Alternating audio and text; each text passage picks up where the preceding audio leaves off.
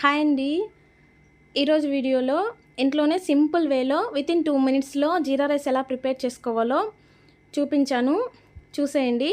Easy lunch box recipe. ఇప్పుడు ప్రాసెస్లోకి వెళ్ళినట్లయితే ముందుగా స్టవ్ వెలిగించి ప్యాన్ పెట్టేసి అందులోకి 2 టేబుల్ స్పూన్ల నెయ్యినైతే యాడ్ చేసుకోండి. ఎందుకు నెయ్యిని యాడ్ చేసుకున్నామంటే ఈ ప్లేస్లో నూనె కంటే నెయ్యి వేసుకున్నప్పుడే జీరా రైస్ ఫ్లేవర్ అనేది చాలా బాగుంటుంది. అలాగే ఒక దాల్చిన చెక్క, ఒక బే లీఫ్, ఒక లవంగము వేయండి. ఎక్కువ వేయాల్సిన అవసరం లేదు, జస్ట్ ఒక్కొక్కటి యాడ్ చేసుకుంటే సరిపోతుంది. మనం జీలకర్ర రైస్ చేస్తున్నాం కాబట్టి 2 టేబుల్ స్పూన్ జీలకర్ర అయితే యాడ్ చేసుకోండి.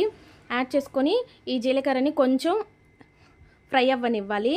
ఇప్పుడు కొంచెం కరివేపాకు, అలాగే 2 పచ్చిమిర్చిలు ఇందులోకి యాడ్ చేసేసుకోండి. యాడ్ చేసేసుకొని జస్ట్ ఒక ఫ్యూ సెకండ్స్ అలా ఫ్రై అవ్వనివ్వాలి. ఫ్రై అవ్వనిచ్చి కొంచెం ఇందులోకి సాల్ట్ని కూడా యాడ్ చేసేసుకోండి.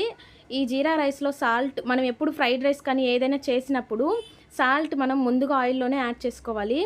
రైస్లో యాడ్ చేసుకున్నప్పుడు సరిగా పట్టదు. సో కొంచెం సాల్ట్ యాడ్ చేసుకొని ఇప్పుడు మనం కుక్ చేసి పెట్టుకున్న రైస్ని ఇందులోకి యాడ్ చేసేయడమే.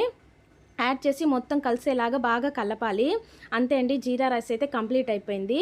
పెద్దగా ప్రాసెస్ కూడా ఏం ఉండదు, జస్ట్ 2 మినిట్స్లో కంప్లీట్ చేసేసుకోవచ్చు. ఇలా బాగా కలిపేసి ఇప్పుడు లిడ్ క్లోజ్ చేసేసి ఒక 2 మినిట్స్ అలా కుక్ అవ్వనివ్వాలి. అంతే. ఆ 2 మినిట్స్ కుక్ అయినప్పుడు ఆ జీరా ఫ్లేవర్ అనేది మనకి బాగా తెలుస్తుంది. అందువల్ల 2 మినిట్స్ అలా క్లోజ్ చేసి కుక్ అవ్వనిచ్చి ఇప్పుడు కొత్తిమీరతో గార్నిష్ చేసుకొని సర్వ్ చేసుకుంటే మన జీలకర్ర రైస్ కంప్లీట్ అయిపోయినట్టే, సింపుల్ వేలో ఇలాగా. సో నా ఛానల్ ఇంకా ఎవరైనా సబ్స్క్రైబ్ చేసుకోకపోతే సబ్స్క్రైబ్ చేసుకోండి. అలాగే లైక్ చేసి షేర్ చేయండి.